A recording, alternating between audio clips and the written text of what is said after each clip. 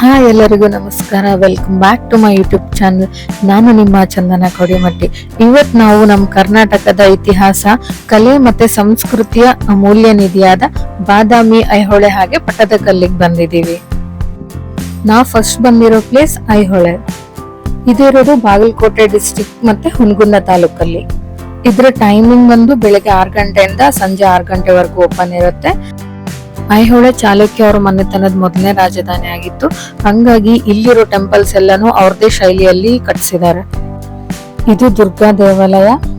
ಇಮ್ಮಡಿ ವಿಕ್ರಮಾದಿತ್ಯ ಅವರ ಆಳ್ವಿಕೆಯಲ್ಲಿ ಇದನ್ನ ಕಟ್ಸಿದ್ದು. ಈ ದೇವಾಲಯ ಯು ಆಕಾರದಲ್ಲಿದೆ. ಈ ಟೆಂಪಲ್ ಇಂದನೇ ಮ್ಯೂಸಿಯಂ ಇದೆ. ಅಲ್ಲಿ ಚಾಲುಕ್ಯ ಅವರ ಕಾಲದಲ್ಲಿ ಕೆತ್ತನೆ ಮಾಡಿರುವಂತ ವಿಗ್ರಹಗಳನ್ನೆಲ್ಲ ಸಂಗ್ರಹಿಸಿದ್ದಾರೆ. ಇನ್ನು ಐಹೊಳೆ ಕಂಪ್ಲೀಟ್ ಮಾಡಕ್ ಒಂದಿನ ಬೇಕು, ಬಿಕಾಸ್ ಇಲ್ಲಿ 20ರಿಂದ 25 ಟೆಂಪಲ್ಸ್ ಇದೆ. ನಾವು ಇದೊಂದೇ ಟೆಂಪಲ್ ನೋಡ್ಕೊಂಡು ನೆಕ್ಸ್ಟ್ ಹೋಗಿದ್ದು ಪಟ್ಟದಕಲ್ಲಿಗೆ.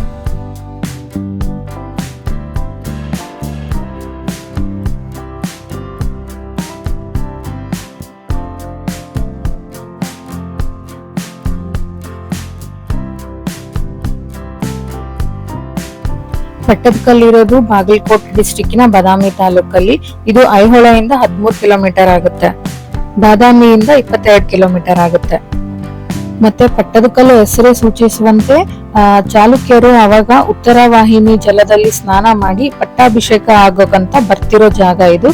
ಹಂಗಾಗಿ ಈ ಜಾಗನ ಪಟ್ಟದಕಲ್ಲು ಅಂತ ಕರೀತಾರೆ. ಇಲ್ಲಿ ಚಾಲುಕ್ಯರ ಟೈಮಲ್ಲೇ ಕಟ್ಟಿಸಿರೋ 10 ಶಿವಾಲಯಗಳಿದೆ. ಇದು ಕೂಡ ಬೆಳಿಗ್ಗೆ 6 ಗಂಟೆಯಿಂದ ಸಾಯಂಕಾಲ 6 ಗಂಟೆವರೆಗೂ ಓಪನ್ ಇರುತ್ತೆ. ಇನ್ನು ಯುನೆಸ್ಕೋ ಅವರು ಈ ಸ್ಮಾರಕಗಳನ್ನೆಲ್ಲ ವಿಶ್ವ ಪರಂಪರೆಯ ಲಿಸ್ಟಿಗೆ ಸೇರಿಸಿದ್ದಾರೆ. ಯಾಕಂದ್ರೆ ಇಲ್ಲಿ ಉತ್ತರದ ನಾಗ ಶೈಲಿ, ದಕ್ಷಿಣದ ದ್ರಾವಿಡ ಶೈಲಿ ಮತ್ತು ಬೇಸರ ಶೈಲಿಗಳ ಶಿಖರಗಳನ್ನೆಲ್ಲ ನೋಡ್ಬೋದು. ಈ ಸಭಾ ಮಂಟಪದಲ್ಲಿ 18 ಕಂಬ ಇರೋದು. ಕಂಬದ ಮೇಲೆಲ್ಲ ಸಮುದ್ರ ಮಂಥನ, ಸೀತಾದೇವಿ ಅಪಹರಣ, ಈ ತರ ಬೇರೆ ಬೇರೆ ಕಥೆಗಳನ್ನೆಲ್ಲ ಕೆತ್ತನೆ ಮಾಡಿದ್ದಾರೆ.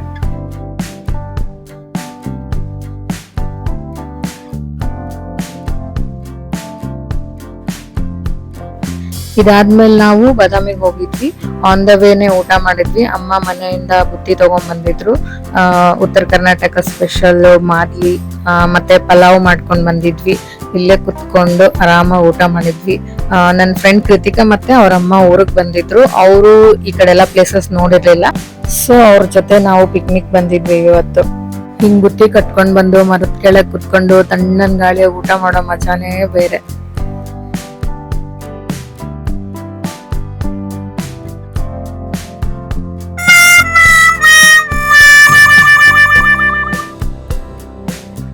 ಅದಾದ್ಮೇಲೆ ನಾವು ಬಂದಿದ್ದು ಬಾದಾಮಿಗೆ. ಮತ್ತೆ ನಮ್ಗೆಲ್ಲ ಸ್ವಾಗತ ಮಾಡೋಕಂತ ಈ ಕೋತಿ ಸೈನ್ಯಗಳೆಲ್ಲ ಬಂದಿದ್ವು. ಇನ್ನು ಈ ದೊಡ್ಡ ಕಲ್ಲಲ್ಲಿ 4 ಗುಹೆ ಇರೋದು. ಅದ್ರಲ್ಲಿ ಒಂದು ನ್ಯಾಚುರಲ್ ಮತ್ತೆ ಇನ್ನು 3 ಕೆತ್ತನೆ ಮಾಡಿರೋದು. ಮೊದಲನೇದು ಶೈವ ಗುಹಾಲಯ, 2ನೇದ್ದು ವೈಷ್ಣವ ಗುಹಾಲಯ, 3ನೇದ್ದು ನೈಸರ್ಗಿಕ ಬೌದ್ಧ ಗುಹಾಲಯ, 4ನೇದ್ದು ಜೈನ ಗುಹಾಲಯ. ಇನ್ನು ನಿಮಗೆ ಗೈಡ್ ಬೇಕಂತಂದ್ರೆ ಇಲ್ಲಿ ಗೈಡ್ಸ್ ಇರ್ತಾರೆ. ಇಲ್ಲಾಂದ್ರೆ ಎಂಟ್ರೆನ್ಸ್ ಅಲ್ಲಿ ಒಂದು QR ಸ್ಕ್ಯಾನ್ ಕೊಟ್ಟಿದ್ದಾರೆ. ಅದನ್ನ ಸ್ಕ್ಯಾನ್ ಮಾಡಿದ್ರೆ ಈ ಪ್ಲೇಸ್ ಇಂದು ವಿಡಿಯೋ ಅಲಾಂಗ್ ವಿತ್ ದಟ್ ನಿಮ್ಗೆ ಎಲ್ಲಾನು ಇನ್ಫಾರ್ಮೇಶನ್ ಅದರಲ್ಲೇ ಇರುತ್ತೆ. ಇನ್ನು ಎತ್ತರದ ಬೆಟ್ಟಗಳೆಲ್ಲ ಟಿಪ್ಪು ಸುಲ್ತಾನದ ಕಾಲದಲ್ಲಿರೋ ಕೋಟೆ ಗೋಡೆಗಳಂತ ಹೇಳ್ತಾರೆ. ಇಲ್ಲಿರೋ ಗುಹೆಗಳಲ್ಲಿ ಅತ್ಯಂತ ದೊಡ್ಡ ಗುಹಾಲಯ ಅಂತಂದ್ರೆ ಇದು ವೈಷ್ಣವ ಗುಹಾಲಯ. ಇಲ್ಲಿ ವಿಷ್ಣು ಪುರಾಣಗಳ ಕಥೆಯಿಂದ ಆಯ್ಕೆ ಮಾಡಿ ಬೇರೆ ಬೇರೆ ವಿಷ್ಣು ಅವತಾರದ ಕೆತ್ತನೆ ಮಾಡಿದ್ದಾರೆ. ಇಲ್ಲಿಂದ ಕಾಣಿಸ್ತಿರೋದು ಭೂತನಾಥ್ ದೇವಾಲಯ.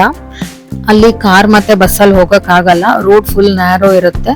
ಹಂಗಾಗಿ ಕೆಳಗ್ ಹೋದ್ರೆ ಆಟೋ ಸಿಗುತ್ತೆ. ನೀವು ಶೇರ್ಡ್ ಆಟೋನಲ್ಲಿ ಅಲ್ಲಿ ಹೋಗ್ಬೋದು. ಅವ್ರ ಅಲ್ಲೇ ವೇಟ್ ಮಾಡಿ ನಿಮ್ಮನ್ನ ರಿಟರ್ನ್ ಕರ್ಕೊಂಡ್ ಬರ್ತಾರೆ. ಇಲ್ಲಿರೋ ಶಿವಾಲಯಗಳಲ್ಲಿ ಇದು one of the most beautiful ಶಿವಾಲಯ ಅಂತಾನೆ ಹೇಳ್ಬೋದು. 7ನೇ ಶತಮಾನದಲ್ಲಿ ಚಾಲುಕ್ಯ ವಂಶದ ರಾಜರು ಇದನ್ನ ನಿರ್ಮಾಣ ಮಾಡಿದ್ರು. ಇನ್ನು ಸನ್ಸೆಟ್ ಮತ್ತೆ ಸನ್ರೈಸ್ ಟೈಮ್ ಅಲ್ಲಿ ಈ ದೇವಾಲಯದ ರಿಫ್ಲೆಕ್ಷನ್ ಈ ಅಗತ್ಯ ಸರೋವರದಲ್ಲಿ ಬೀಳುತ್ತೆ. ಮತ್ತೆ ಈ ತರ ಕಲ್ಲಲ್ಲೆಲ್ಲ ಶಿವನ್ ದೇವಾಲಯ ಹಾಗೇನೆ ವಿಷ್ಣು ಅವತಾರಗಳನ್ನೆಲ್ಲ ಕೆತ್ತನೆ ಮಾಡಿದ್ದಾರೆ.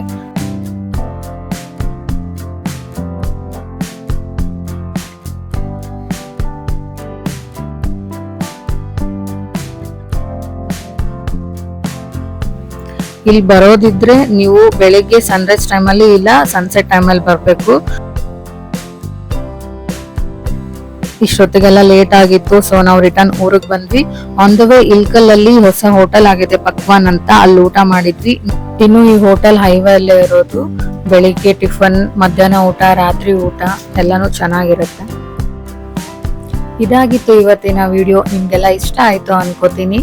ಮುಂದಿನ ವಿಡಿಯೋ ಅಲ್ಲಿ ಸಿಗೋಣ. ಹರೇ ಕೃಷ್ಣ.